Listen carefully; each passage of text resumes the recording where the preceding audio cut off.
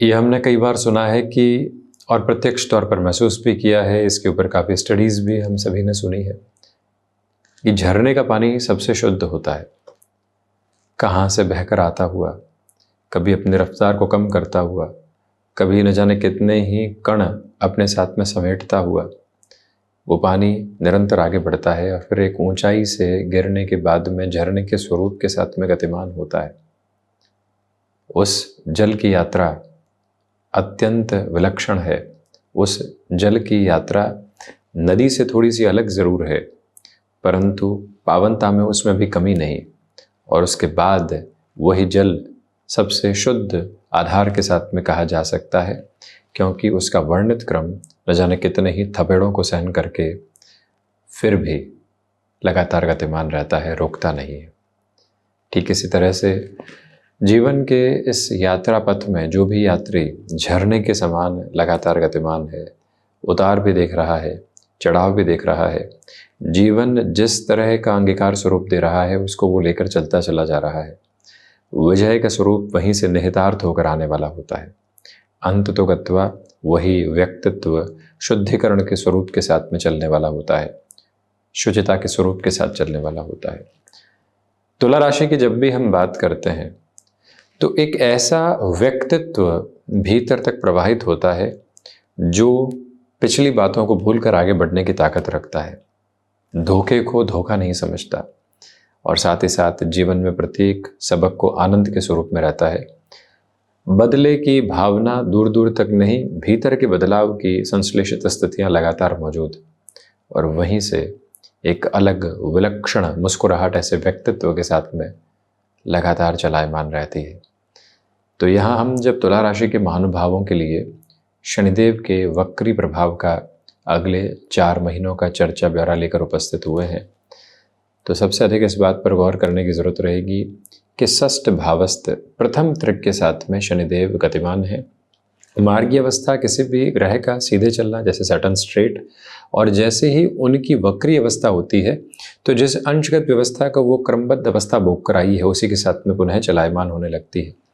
तो ऐसे में 6th हाउस की पोजीशंस को जो सैटर्न ने भोगा पुनश्च है उसी मार्ग के साथ में गतिमान, इसी वजह से वक्री क्रम के साथ में तारा ग्रह अपनी तीव्रता को और अधिक बढ़ा देते हैं। राहु केतु हमेशा वक्री ही चलते हैं, सूर्य और चंद्रमा वक्री हो ही नहीं सकते। तो वहीं इसके अलावा 5 तारा ग्रह की जो स्थितियां हैं वो वक्री और मार्गी क्रम को लेकर चलती है।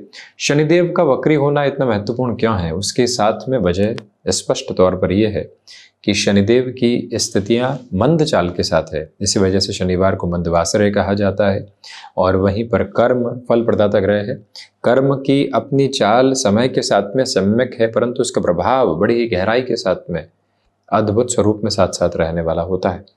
तो इसी वजह से यह स्पष्टता रखिएगा कि यदि जन्मकालिक आधार पर आपकी कुंडली में शनिदेव वक्री है और अभी भी जब पुनः वक्री होकर चलायमान है, ये कार्यक्रम आपके समक्ष रखने की वजह यह है कि लगभग 15 से 20 दिन हो रहे हैं शनिदेव को वक्री हुए और 3.25 से 4 महीने का अंतराल 28 नवंबर तक का बाकी है, जहां पर शनिदेव की वक्री व्यवस्था रहने वाली होगी बृहस्पति की राशि स्थान में। यानी कि यहाँ एक तरह से इनकी स्थितियाँ जो सर्वाधिक कारकत्व प्राप्त ग्रह है उनके राशि स्थान में, देवगुरु बृहस्पति स्वयं वृद्ध ग्रह है।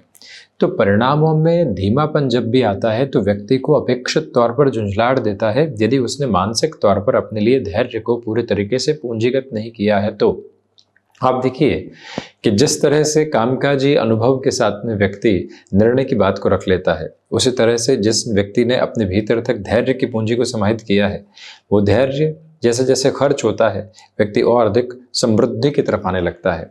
तो यहाँ शनिदेव के षष्ठ भावस्थ क्रम में उनकी वक्री व्यवस्था सबसे पहले आपको धैर्य के अनुशीलन के साथ में लेकर चलने का एक क्रम बनाती है। और इसी के साथ जब 6th हाउस के सैटर्न की अप्रोच हो तो 12th हाउस, वहीं 3rd हाउस और साथ ही साथ 8th हाउस के साथ में सैटर्न की रेजम्बलेंस रहती है। देखिए जिस तरह से अष्टम में बृहस्पति का प्रभाव विदेश संबंधी कार्यों में, बेसिकली सर्विस इंडस्ट्री को रिलेट करते हुए वर्क में वर्किंग कंफर्ट के साथ डेटा साइंसेस और एनालिसिस के साथ में एक अलग यात्रा देते हैं, ठीक उसी तरह से देवगुरु बृहस्पति के अलावा शनिदेव का आधार व्यक्ति विशेष की जीवन यात्रा के साथ में नवबोध के साथ एक बात बारंबार प्रदर्शित करने वाला होता है कि एक्सपोर्ट को रिलेट करते हुए पोजीशनिंग काफ़ी हद तक आपके लिए यहाँ से पॉजिटिव कही जा सकती है। भले ही उसमें सर्विसेज का या कोई भी प्रोडक्ट का एक्सपोर्ट हो, अटमोस्ट प्रोग्रेसिव बेस इंपोर्ट को रिलेट करते हुए कामकाज के साथ जुड़े हुए महानुभावों के लिए भी यहाँ तीक्ष्णता देखी जा सकती है। जो यहाँ पर फाइनेंशियल बर्डन्स लंबे समय से आपके साथ में थे, जिसने भीतर तक आपको झकझोर कर रखा हुआ था, कोई भी स्पेसिफिक क्लैरिटी सामने नहीं आ पा रही थी, वहाँ जो ये शनिदेव की स्थिति है धीरे धीरे आपकी यात्रा को नव प्रवाह देती हुई प्रतीत होती है। नकारात्मकता के भाव एक सिरे से हटते हैं, स्थिरता के आधार जीवन के भीतर बहुत गहराई से जुड़ते हैं और वहाँ से और कोई भी नकारात्मक प्रभाव समक्ष निकल कर आने वाला नहीं होता। इस बात पर पूरा पूरा गौर करना चाहिए। ये स्पेसिफिक क्लैरिटी भी यहाँ पर बना कर रखने की आप भरपूर से भी भरपूर कोशिश कीजिएगा कि शत्रु पक्ष हावी होने का प्रयत्न कर सकता है, छोटी छोटी बातों के साथ में आपको उलझा सकता है, परंतु आप हैं कि अपने पूरे पूरे भावावेग को नियंत्रित रखते हुए जीवन यात्रा को आगे की ओर बढ़ाने का नव प्रयत्न करते चले जाते हैं। उसी सिरे के साथ में अपनी जीवन यात्रा को लगातार आप लेकर चलने की कोशिश कीजिएगा। ये क्लैरिटी रखें कि जो शनिदेव की सबसे नज़दीक की तीसरी दृष्टि है और नवग्रह व्यवस्था में सबसे नज़दीक की तीसरी दृष्टि है, अब जो महानुभाव रिसर्च के साथ में है, जो महानुभाव एनालिसिस संबंधी कामकाज के साथ में जुड़ाव रखते हैं, उनके लिए शनिदेव का ये दृष्टि संबंध अत्यधिक महत्वपूर्ण कहा जाता है, क्योंकि मित्र राशि स्थान पर एक तरह से शुक्र राशि स्थान पर ये स्थिति है। इस वजह से जो मटेरियलिस्टिक लग्जरी से डिटैच होकर बारंबार आपको भौतिकता मन के भीतर परेशान कर रही थी, आप उससे खुद को दूर हटाना चाह रहे हैं लेकिन हटा नहीं पा रहे हैं, जौंक की तरह चिपकी हुई है वो। तो ये समय आध्यात्मिक पूंजीगत व्यवस्थाओं के साथ में, देखिए हमने धैर्य की पूंजी की बात की, हमने आध्यात्म की पूंजी की चर्चा की। ये वो अवस्था है जो भीतर की शांति है, ये वो अवस्था है जो व्यक्ति को बताती है कि भौतिकता का मूल उसी स्तर पर है जितनी उसकी आवश्यकता है। जब सुख और सुविधा व्यक्ति को जड़ करने लग जाए तो यूँ समझ लीजिए कि आलस्य की पराकाष्ठा भीतर आ रही है, और आलस्य नामक शब्द व्यक्ति को भक्ति से, कर्म से, उसके लक्ष्य से, उसके जीवन के उद्देश्यों से उसको दूर करने वाला होता है। संबंध उसको बंधन लगने लगते हैं और वहीं से दुविधा आने लगती है। उन सभी से मुक्त होकर चलने का जो आयाम है वो आपके समक्ष यहाँ बड़ी गहराई से मौजूद है। ये गौर कीजिएगा कि आप आईटी फील्ड में जुड़े हुए हैं, अपने बिजनेस या फिर जॉब के प्रोस्पेक्ट में मेजर लेवल के चेंजेस को एस्टेब्लिश करना चाहते हैं। स्पष्टता रखें कि परिवर्तन आपको अर्थतंत्र के साथ में वृद्धि दे सकता है, परंतु सतत संघर्षों की आभा के साथ में चलता हुआ जीवन अभी आपको कहीं पर भी रोकता नहीं है। यानी कि आपको जो एक एक्सेप्टेबिलिटी के नोट के साथ में चलना होता है कि हम तो संघर्षों के साथ में भी हटने वाले नहीं, रोकने वाले नहीं, अपने जीवन को उसी प्रभाव और उसी प्रवाह के साथ में देखते चले जाएंगे, वहाँ से कोई भी और नकारात्मकता फिर नहीं रहती। जीवन एक अलग ऊष्मा के साथ में रहता है। शनिदेव की 10वीं दृष्टि पराक्रम भावस्थ क्रम के साथ में है, इसलिए ये एक स्पेसिफिक क्लैरिटी रख कर चलने की आपको कोशिश करनी चाहिए कि यहाँ पुरुषार्थ की प्रखरता आपके साथ नियत और निरंतर तौर पर गतिमान है। आपके लिए यहाँ पर छोटी छोटी यात्राओं से संबंधित कामकाजी सिरे और अधिक बेहतरी के क्रमबद्ध आधार को लेकर चलने वाले होते हैं। मन के भीतर की स्थितियों का समागम आपके साथ में चलती हुई स्थितियों में एक स्थिरता देता है।